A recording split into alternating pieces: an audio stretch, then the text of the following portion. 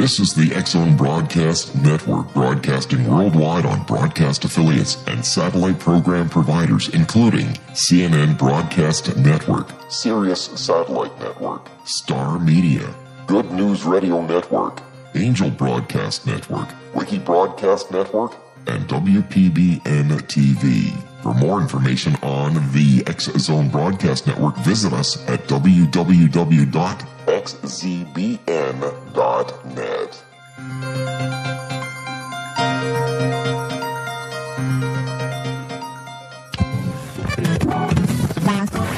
All Hit Radio.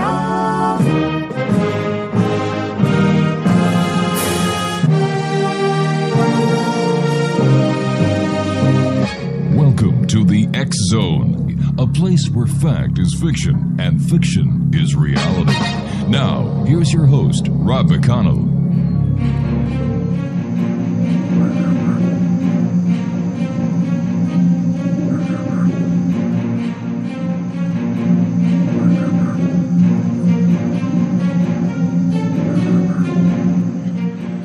Welcome to the X-Zone, everyone. My name is Rob McConnell, and we're coming to you live and around the world from our broadcast center in Hamilton, Ontario, Canada, on the X-Zone Broadcast Network, the Starcom Radio Network, the Digital Broadcast Network, and the Digital Satellite Network. Worldwide, toll-free, 800-610-7035. Email xzone at xzoneradiotv.com. On all social media sites, X-Zone Radio TV. And our main radio site where you can listen to the X-Zone 724-365, as well as our live feed Monday through Friday from 8 p.m. until midnight, www.xzoneradiotv.com. It's a new week. Welcome, everyone. And my first guest tonight is FLYNN. She is the principal and owner of the Animal's Eye View. She specializes in connecting hearts and bridging dimensions, whether living or in spirit, to other humans, animals, higher selves, guides, and angels. Now, LIZETTE is an animal communicator, shaman, and Reiki master teacher. LIZETTE communicates with animals and their guardians so that behavior issues and health issues within the context of that shared relationship can be brought out into the open for healing. Now, she uses her skills as a medium and medical intuitive for animals and humans so that they may become reconnected with their divine self and remove blocks in their lives that may be impeding their life journey. As a shaman, LIZETTE supports the soul's path in seeking answers to questions about present and past lives. This brings a unique perspective to her services as a spiritual mentor, assisting the soul retrieval when appropriate for both animals and humans, and introducing tools such as shamanic journeying. LIZETTE is certified in Reiki as a master teacher and also certified as a canine massage therapist. Her website, www.theanimalseyeview.com. And joining me now is LIZETTE FLYNN. And LIZETTE, welcome to the X-Zone. Hi, Rob. I'm delighted to be here. Thanks so much for having me today. The pleasure, my dear, is all ours. Tell us how you started on this fantastic crusade, or this fantastic journey that you're on.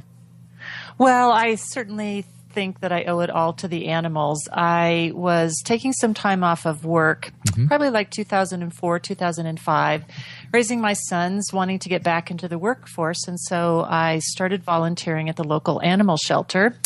And the really interesting thing was that when I would take animals out on one-on-one visits to different events, things like that, it seemed like there was an extra space or a dimension that would open up, and I could step into that dimension and I could hear things that the animals were sharing with me. So on my path, I think animals certainly were that connecting point for me, and they led the way to animals living as well as animals in spirit, which led the way to people in spirit and people living.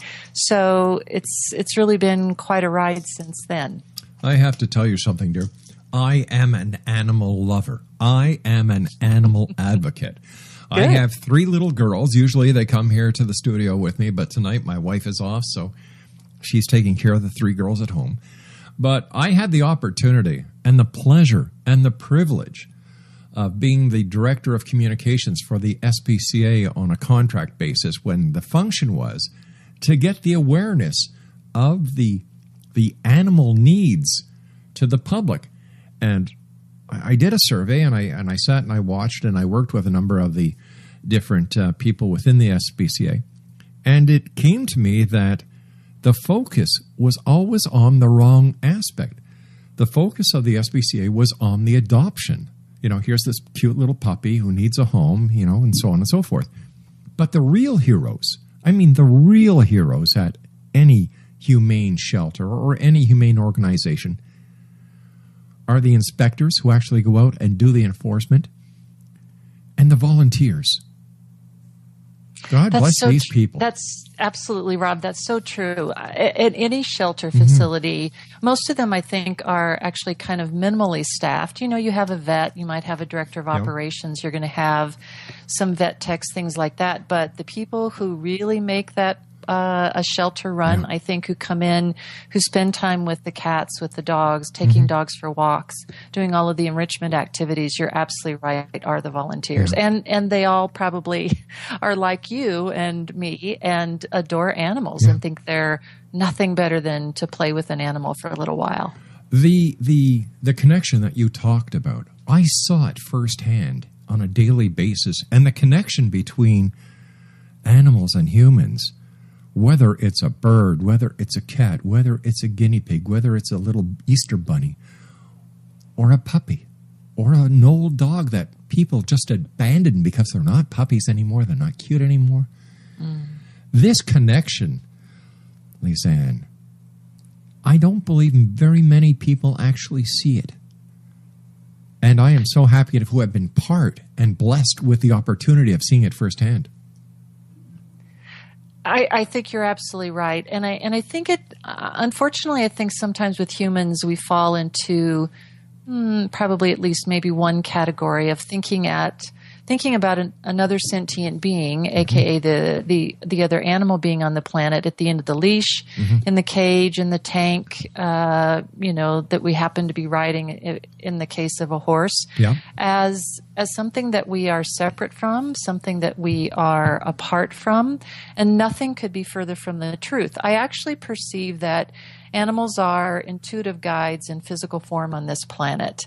And so if you look at just almost from a physical basis, some of the things that animals are capable of in their physical form, immense physical transformations. You look at animals that can change the color of their skin. You look at a butterfly. You look at the things that a dog can do, the things that a cat can do, a bird can fly. Humans are pretty earthbound in that regard. And I think we need our animal companions and wild animal relatives to probably shed some light on the other dimensions that are possible to step into. And I think they reside in more than one dimension at one point in time. I think that's part of their magic. I agree with you. And I believe that so many people put humans at the top of the totem pole. I think we're at the bottom. It's the rest of the animal kingdom, the bird kingdom, and the insect kingdom that are above us. Because you won't see animals fighting over religion. You won't see animals fighting over politics. You won't see animals starting wars for no reason whatsoever. We should take a lesson from the animals, and God help humanity the day that they decide that they have had enough of our crap and they all join forces because we're outnumbered, we will lose hands down. I think you're absolutely right. And the really interesting thing about animals is that they've retained that sense of collective consciousness that humans, of course, have as well, but we've let our individual consciousness kind of trump the collective consciousness. And animals, they do have an awareness ongoing all of the time that, again, humans, I think somewhere along the line in our evolution, we kind of learned to block out. I do think indigenous peoples, pretty much all of them, every single one of them were shamanistic in nature, that they knew how to connect. And animals have that wonderful web of nature of which humans are also a part. And that's their fallback position. In that web of nature, there are no questions. There is no religion. There are no politics. There just simply is what is on this planet.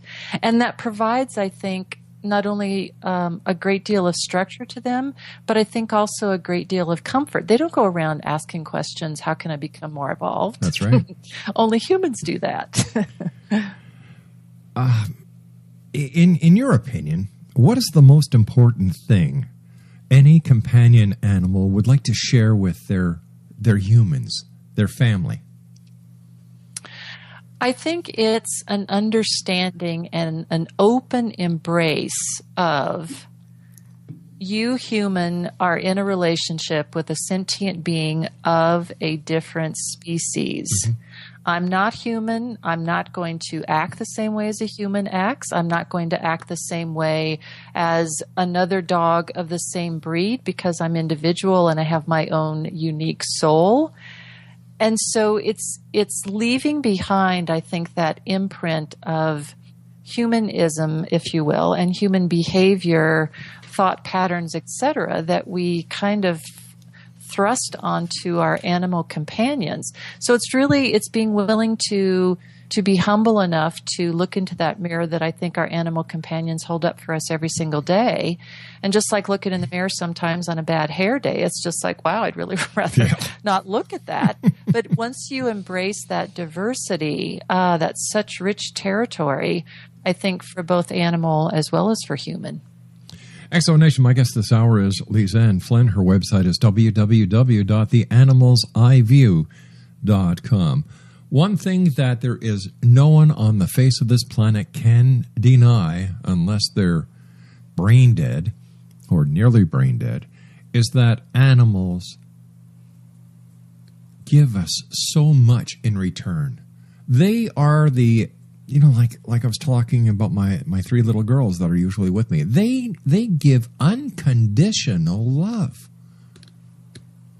They do all of the time, and that for me is just additional evidence of how they are intuitive guides in physical form on this planet, because you're absolutely right. They, even in cases in, I think, really severe abuse, if you get the animal with the right guardian and the individual that's really going to support that healing process, they're not going to bring it up all the time. They're capable of recovery from some very traumatic situations and are capable of self-healing, I think, in ways that humans are not, because they live in the moment and they don't have the concept of thinking mind to have to power their way through. They just simply are in that place.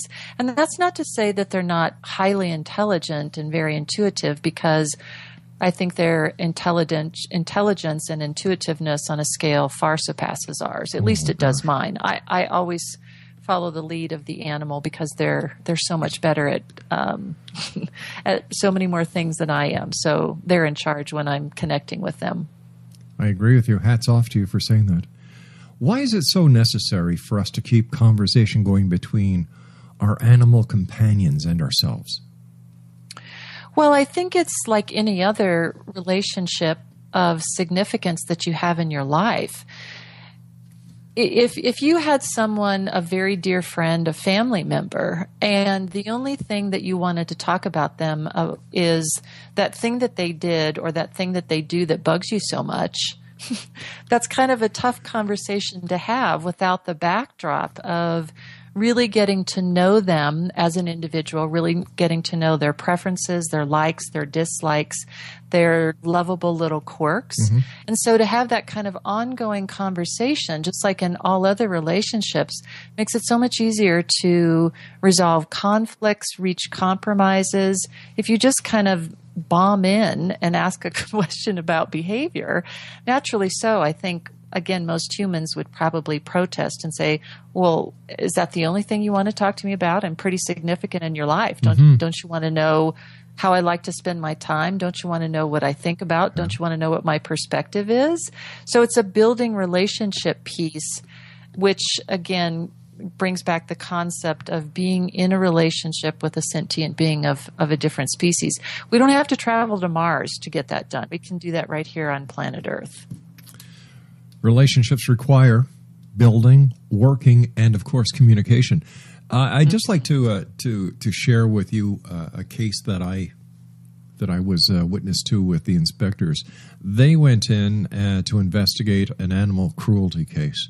Now, here in Canada, inspectors or investigators with the SPCA are law enforcement officers. They have the power of arrest. They have the power to seize. They have the power to issue warrants. They're the police officers or the guardians of our animals. And this one animal had been abused. My heart just went out to this little animal. And yet, even though this little animal had been abused, there's no two ways about it. When the inspectors came in, what did the little animal do? Went to the person who abused it. You know, it's stories like that you just, that to me is the epitome of how magical and how mystical animals are, because you're absolutely right. They will go to that individual and say, I forgive you. Yeah. And even maybe on some level, and I understand why this happened. I so want to help you with this. Please let me heal you. Please let me work with you. Let's heal together. Yeah. They just, again, they far surpass most humans, at least that I've met, as far as being able to step back into that space of forgiveness, because their heart is always open, always open. And you can see it in their eyes.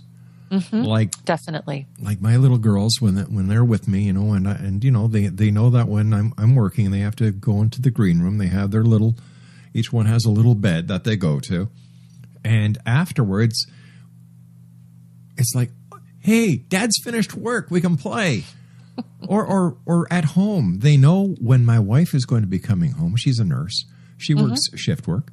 But they know 15 to 20 minutes ahead of time that Mommy's coming home. They wait for her at the top of the stairs. Yeah. How intuitive, based on your expertise, do you think animals are? I think they are as intuitive as, well, the words that are coming are perhaps, I would say, angelic beings.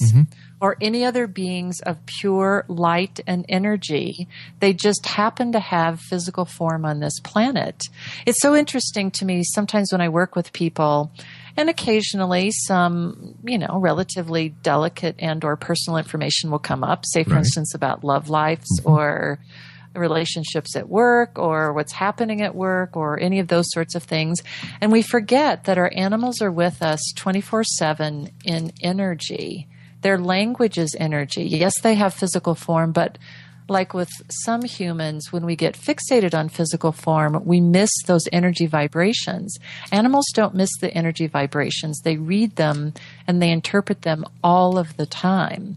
So, where a behaviorist, an animal behaviorist might say, well, animals, it's not possible for them to be able to tell time, et cetera, et cetera. I guess I would disagree with that respectfully, because they are able to sense our energy coming closer to them.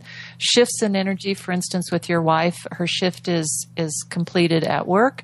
She's on her way home. Her mood probably starts to lighten. She thinks about being able to see you. She thinks about being able to be with your companion animals. And that's just an automatic, like, flashing beacon to animals. And they're like, oh, look, energy is shifting. Let's go here to where the energy is shifting and I can meet this energy. Exactly. Because it's so happy. Wow. Do animals have soul paths like humans do? Absolutely. Oftentimes I think people are under the impression, we go to a shelter and we choose an animal. It's not really that way. The animal definitely has chosen us and probably, perhaps even shared lifetimes with us, past lifetimes. I know certainly of situations where an animal was, one story in particular, friends of mine owned a dog walking business in California, went to pick up a dog. The guardian had transitioned, passed away within the last couple of days. The dog was there. His will stipulated that she needed to be returned to the ASPCA shelter, the local shelter there. Right. And my friends were not sure about this, and they said, oh, we'd really like to have her find a home, and we would really like for her not to have to go back to the shelter, because for most humans, shelters are not a positive thing. The image that this lovely dog showed me was of a younger couple. They had 2 small children. There was a white picket fence.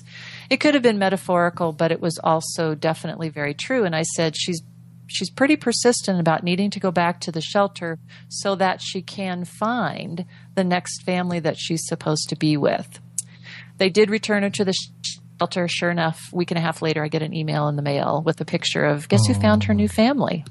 So animals' vision and their intuitiveness about life paths connected with evolution of their soul path and awakenings with different humans, which brings us back to the intuitive guide part, I think far surpasses what we can even imagine in this dimension, that they do choose specifically those humans whose soul path matches up most closely with theirs.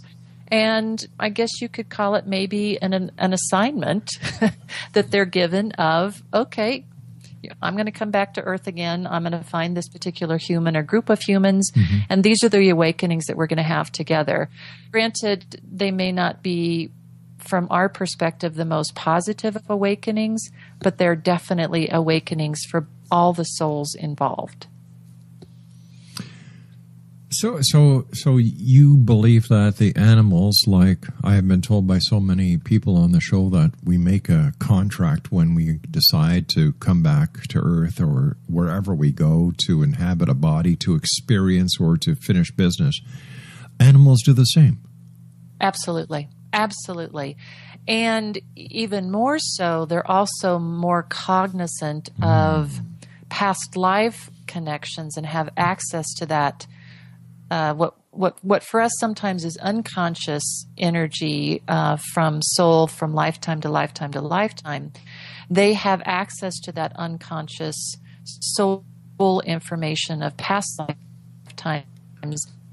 And I think will sometimes actively seek out those souls with whom they've had previous lifetimes. And those bonds you can't mistake in energy dimension. There's a depth to them. There's a richness to them. And sometimes if the human is particularly aware, they will get a sensation of having been with this particular animal before in a lifetime. How important is body language or our body in relationship with other species?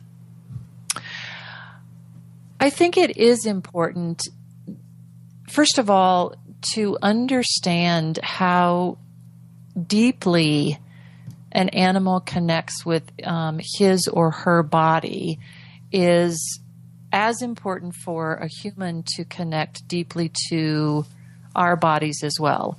To understand that we don't necessarily need to have these love-hate relationships with our physical forms. Animals don't have that kind of love-hate relationship. They have it simply is what it is relationship.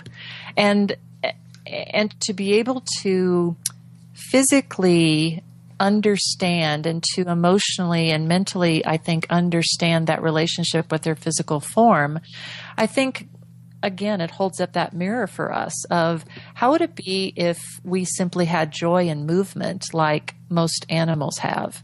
How would it be if we didn't think about what size we were? How would it be if we didn't think how tall we were or whether or not we might be considered funny looking by the other animal species on the planet? Right. Animals don't have those kinds of thoughts. They simply have this is my body. It is my vehicle on this planet for my soul.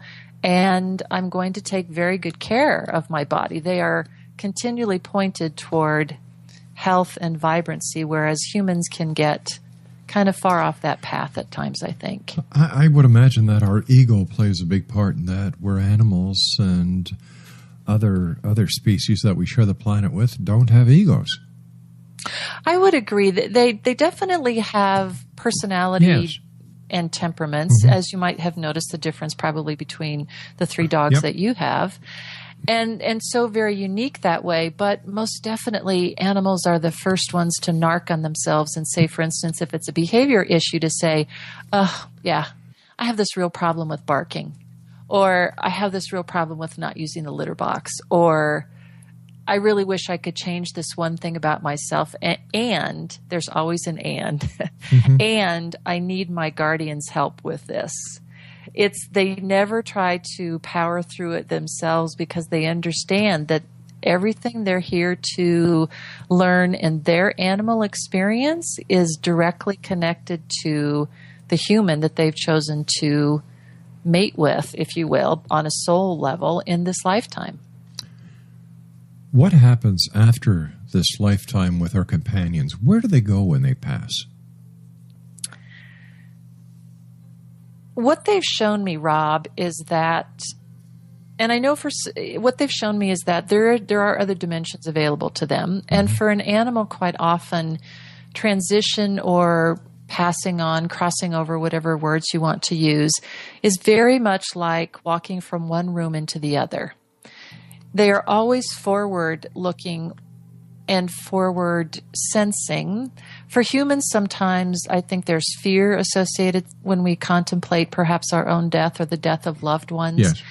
Animals, they don't necessarily have that fear. They certainly are cognizant and aware of the bonds of love of other animal companions and other humans in a lifetime. And I think that's always difficult for them, but only from the standpoint of, oh gosh, this has been really wonderful and I need to leave you now.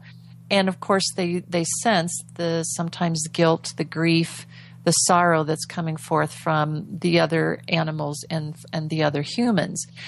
But they definitely step into other energy dimensions. In our human verbiage, we might call that heaven, we might call that other dimensions. I'm not sure they necessarily have a name for it. When I connect with animals in that other dimension, they sometimes call it the other place.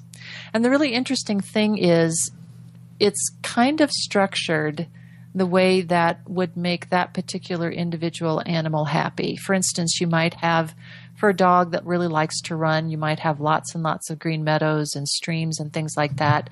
For an animal that just wants to sit by the fire, you might have this like perfect cozy little cottage.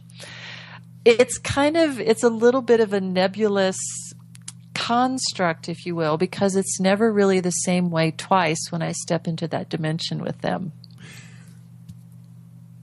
We have to take our news coming up in a couple of minutes. One of the stories that I'd like to share with you in the Exonation was one of our companions, one of our kids, as we call them, had lived a very happy life. But unfortunately, as time aged with her, she developed cancerous tumors throughout. She was a little Shih Tzu.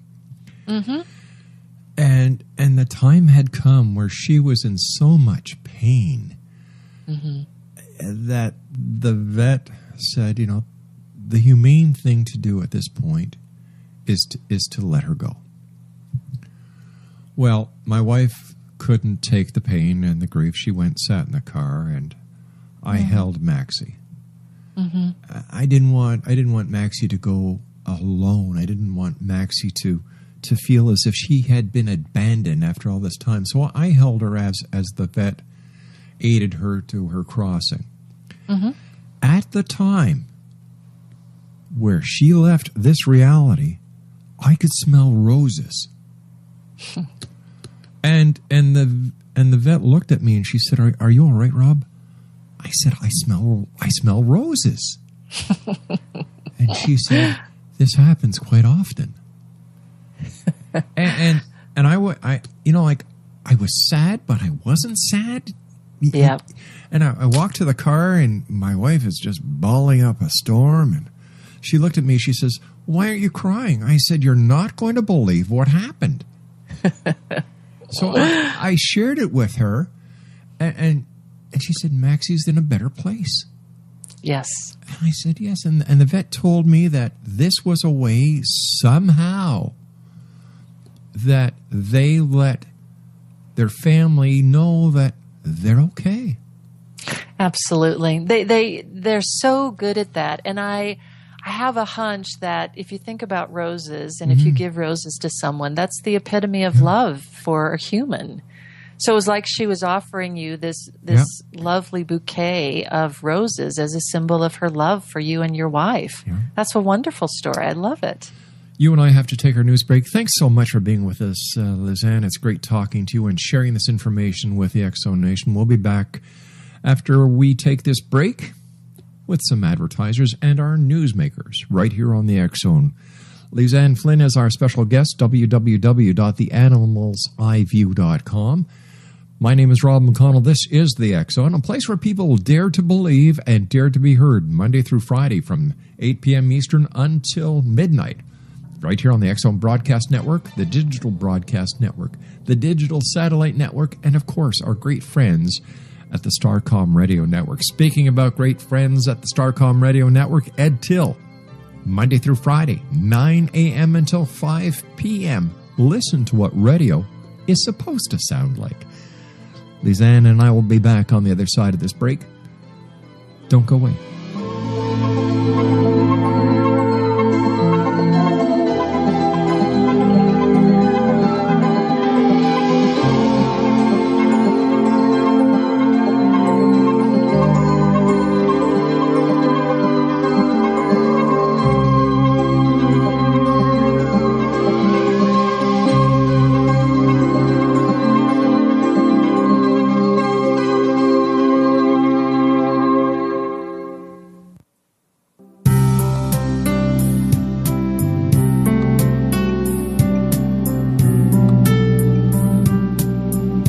What if Jesus came back now and insisted that we listen to him? How would the world be different if Christians really followed the Gospels? For 2,000 years, we've been practicing a religion. Now it's finally time to get it right. Read Liberating Jesus, new from Roberta Grimes. Meet the Jesus you never knew. Roberta uses afterlife evidence and biblical analysis to prove that Jesus is exactly right. Learning the lessons that he came to teach is the reason we are born at all. Roberta says he has come back now to insist that we actually listen to him so we can begin to use his teachings to unite and transform the world. Liberating Jesus on Amazon, October 1st, and then wherever books are sold. Jesus has the answers, and it's not too late. Roberta blogs and answers questions at robertagrimes.com.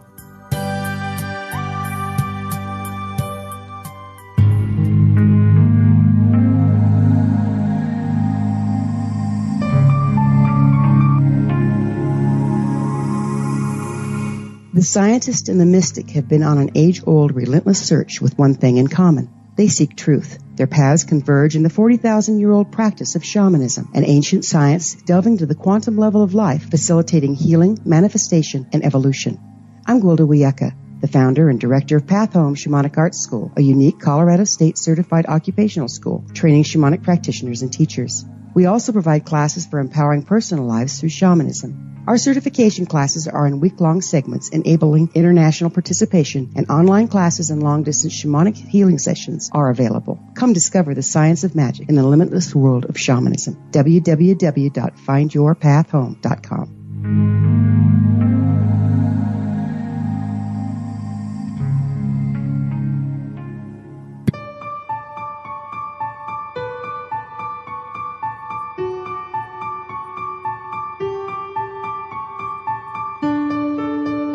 The Carl O. Helvey Holistic Cancer Foundation is a new nonprofit foundation that focuses on a holistic approach to cancer that includes physical, mental, spiritual, and political aspects. Cancer education, research, and care are provided for all types of cancer patients. You can listen to interviews with cancer doctors and survivors and read research on holistic aspects of cancer at www.holisticcancerfoundation.com. That's www.holisticcancerfoundation.com.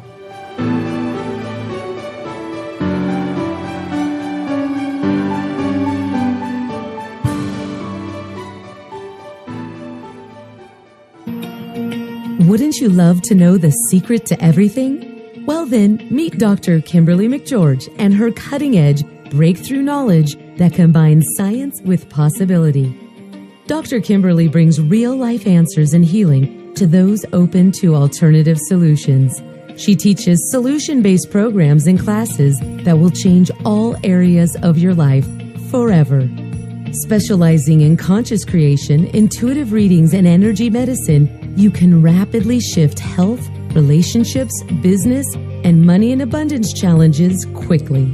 Receive her best-selling book, Secret to Everything, at no cost by going to secrettoeverything.com/X-Zone. That's right, transformation can start now. Just go to secrettoeverything.com/X-Zone and receive Dr. Kimberly's book for free. Ever wondered if your advertising dollar is really working for you? If your ad would have been here, you and more than 4 million people would be listening to it right now. Contact ads@xzoneradiotv.com. Little children aren't the only ones afraid of the dark. Millions of soldiers return from war zones with PTSD, anger, frustration, fear, and loneliness, much of which surfaces during the darkness of the night. You have the chance to change the lives of these American heroes. Songs and Stories for Soldiers.us provides free MP3 players for these men and women. With a list of 3 million songs in 16 different styles, 100,000 audiobooks, and 30,000 old-time radio programs, every veteran can find something to soothe and comfort them at no cost. All our players contain an 8-hour audio program designed to help veterans fall asleep. With 1,500 plus vets now participating, it's our goal to deliver 10,000 audio players this year. Go to our website at songsandstoriesforsoldiers.us. Help us help a veteran make it through the night.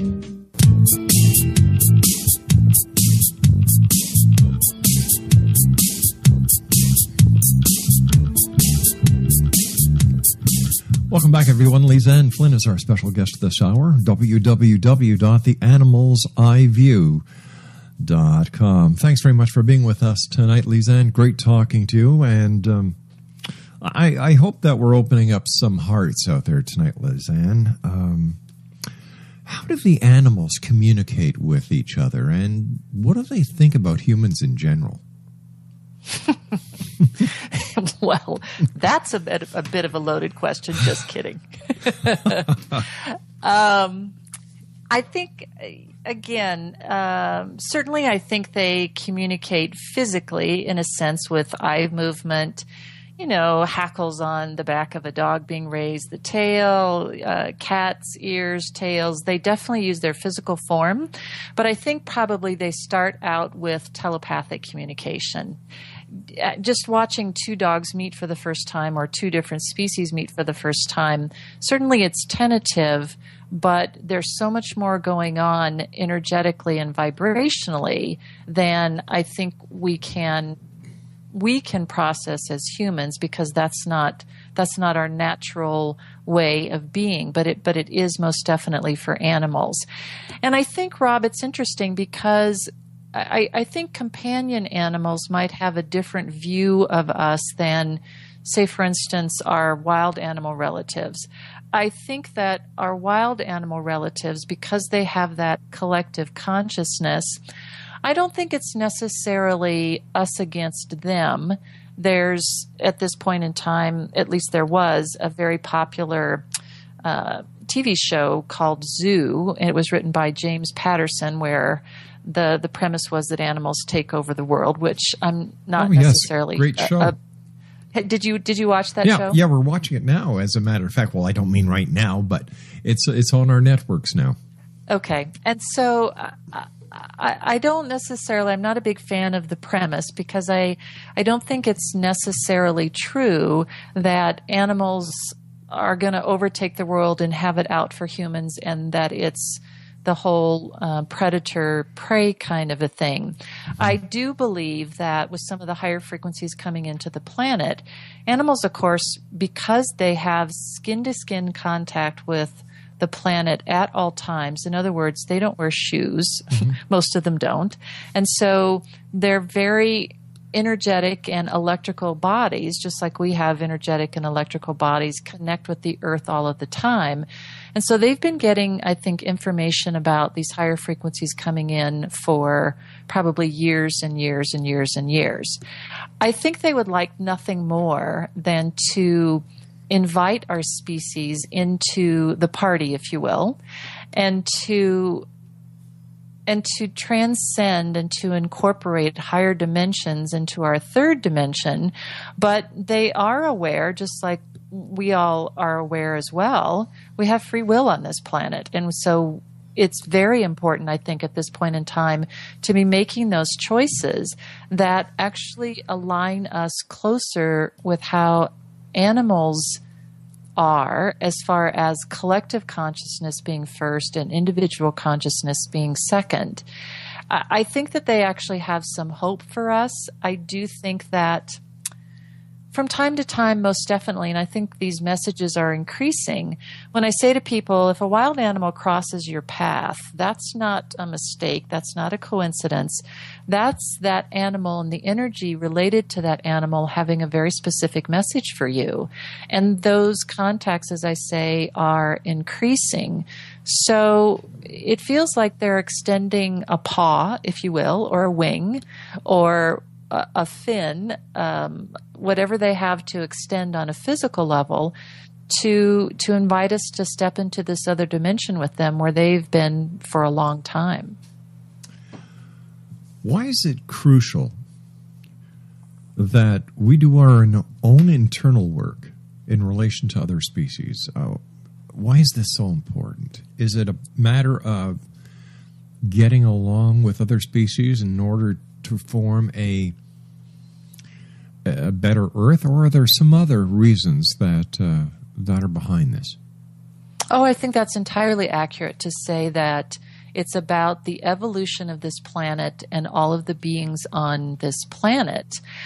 I don't perceive that we were given, first of all, the physical forms, whether that's animal, plant, crystal, what have you, on this planet.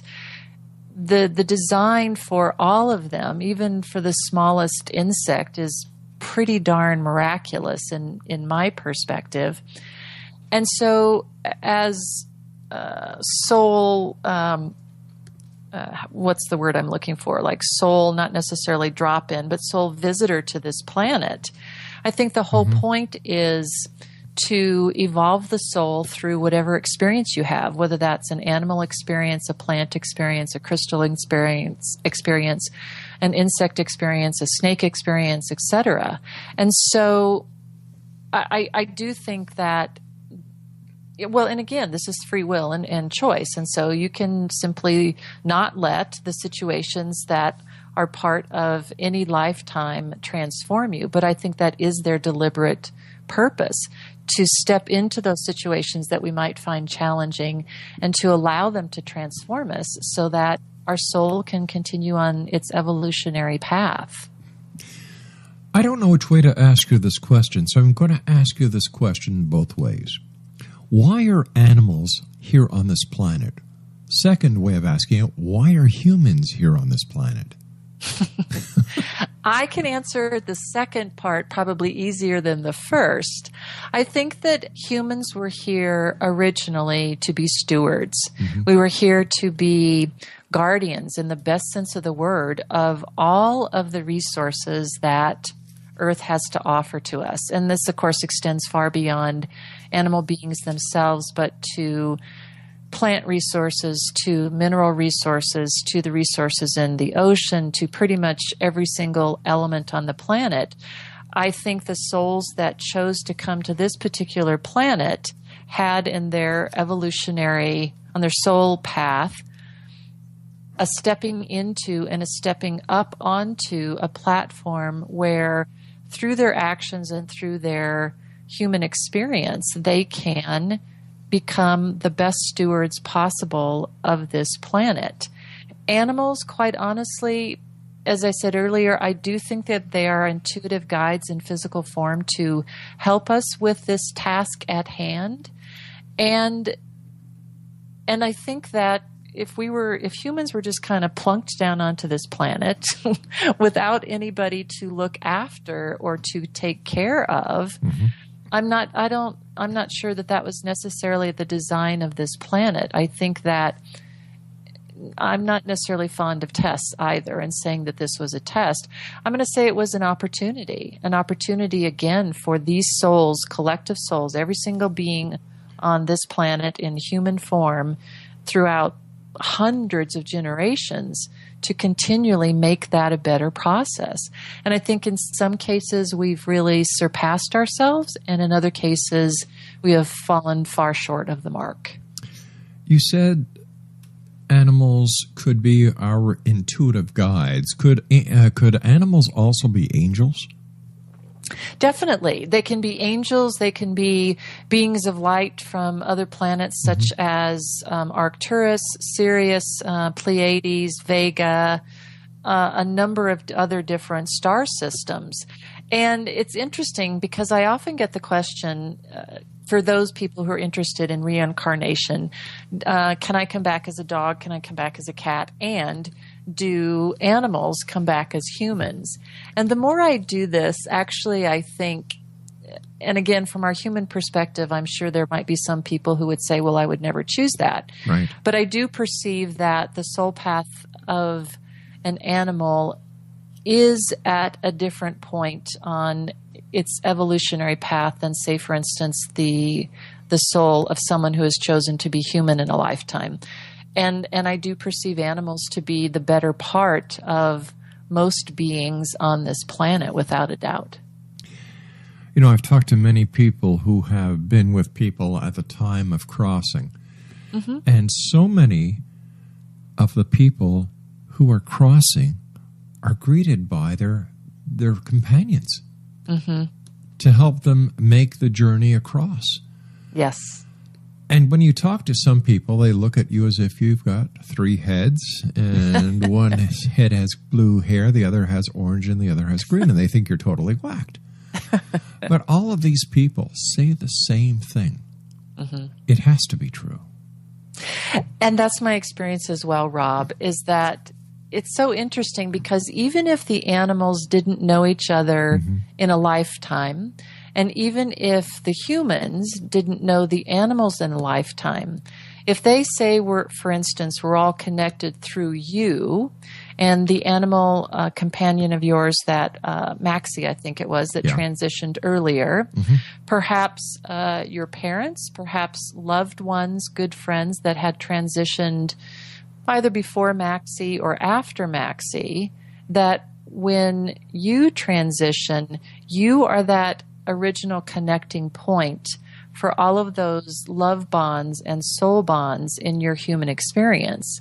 So it's not uncommon at all for me to see relatives along with animal companions, again, who didn't know each other, didn't share an actual physical lifetime, but that soul bond and that heart bond is quite strong, and most definitely they serve as welcoming committee. And sometimes if it's going to be a difficult transition, either for the human or for the animal, in whatever way, there's usually a lovely reaching out from that dimension as much as they can to form this lovely bridge of energy over which that soul, animal or human, can transition. It's such a privilege for me to be able to step into those dimensions and to perceive this experience. I often say that I would love for all of my clients to be able to experience that, because then any doubts that they had about an afterlife, if you will, or will I be with my favorite animal companion when I transition, all of those doubts would be laid to rest. I read in your bio that you do soul retrieval, and I would imagine this is for people, but has there ever been a time when you've been asked to do a soul retrieval for a companion? Oh, the very first time. It was a very unique experience. I had my own experience with soul retrieval probably 3 years ago, and maybe 2 weeks or so before working with this particular animal companion. He was having a lot of behavior issues, not eating well. He had been rescued from a shelter, that had rescued him from living on the streets, etc. And the guardian and I were a little stumped about what it was that we were going to be able to do to turn this little guy around. And halfway through the session, there was this outburst of, he showed me a cardboard box. It was a wet cardboard box. He had obviously been living this wet cardboard box, if you can imagine, on the street. And his words were, well, I could have died out there. And in that moment, because I had already had my own experience with soul retrieval, I thought, there's been some trauma. And just as quickly, I felt myself kind of backing up from this and saying internally, well, no, wait a minute. I haven't been quote unquote trained in this, etc. And then I heard my own guides and probably this dog's guides come in and say, trust us and trust yourself. And so I did, and we stepped in that space together. And it was absolutely really wonderful to return that soul piece to this individual, because when we do that, then there's a completeness of soul that reverberates out through physical form. This dog's behavior issues disappeared. He began eating so much better. And not surprisingly, in doing this soul retrieval process, animals are much better at it than humans are, because again, they don't have the fear to get through necessarily. They don't have the thinking of, well, what if, what will happen? I don't want to do this. This feels uncomfortable. They just are incredibly courageous and step into that space because they want to be whole again. For them to not have a whole and intact soul is not a feeling of comfort for an animal, and they very willingly do that process. LIZETTE, as a shaman, how could you help a companion using the knowledge that a shaman has? How would you use it on a companion? For an animal companion, the first thing, Rob, I would look for would probably be previous trauma. Mm-hmm. And to describe the symptoms of not perhaps having an intact soul, and let's face it, we all have trauma in our lives. We have big trauma, little trauma. That's life on this planet for all beings. The kind of key is how the soul perceives that trauma and the depth of that trauma. For some people, it can be, and for some animals, it can be actual physical abuse, emotional abuse. For some people, the trauma can be being in the middle of the most perfect dream you've ever had and having the phone ring and having you get jarred, physically jarred out of that experience. And so for not having complete soul, there's a feeling of feeling slightly out of body, slightly spacey. There's not that kind of what I would call bone deep connection with physical form, that there's just kind of a slight separateness there.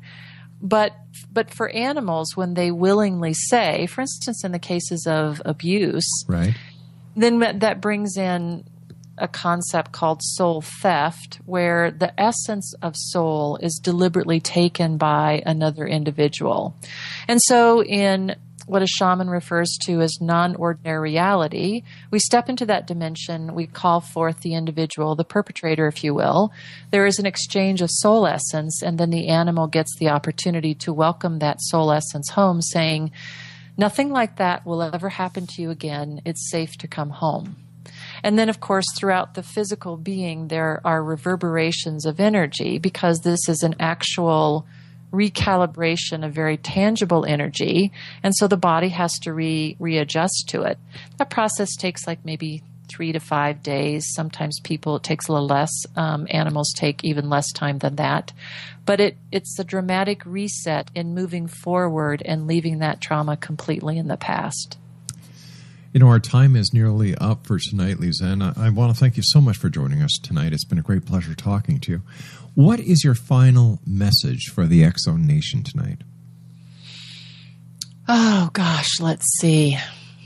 I would have to say, from the animal's point of view, it is come closer, get to know us better, embrace who we are, and be one with us in compassion for the entire rest of the planet. And if you think about operating from that point, that's a pretty cool place to be. It is. LIZETTE, let our listeners know how, if they can find out more about what you do and how they can contact you. They can contact me, Rob, through my website, which is www.theanimalsiview.com. They can find me on Facebook and Twitter under the handle LIZETTE FLYNN. I also have a radio show on Fridays, 10 a.m. Pacific time on 12radio.com. And my shows are archived on that network, and they're also archived on the Speak Up Talk network. And that's where people can find me. Thanks a lot, LIZETTE. Take care of yourself. Thank you, Rob. It's been a wonderful pleasure. Pleasure's been all ours, dear. Bye-bye now. Exonation, once again, www.theanimalsiview.com. When I come back from this commercial break and the news, we're going to be getting back to things that go bump in the night. The strange, the weird, the bizarre. Just like we do every night, every hour here on the X Zone. Because this is a place where people dare to believe and dare to be heard.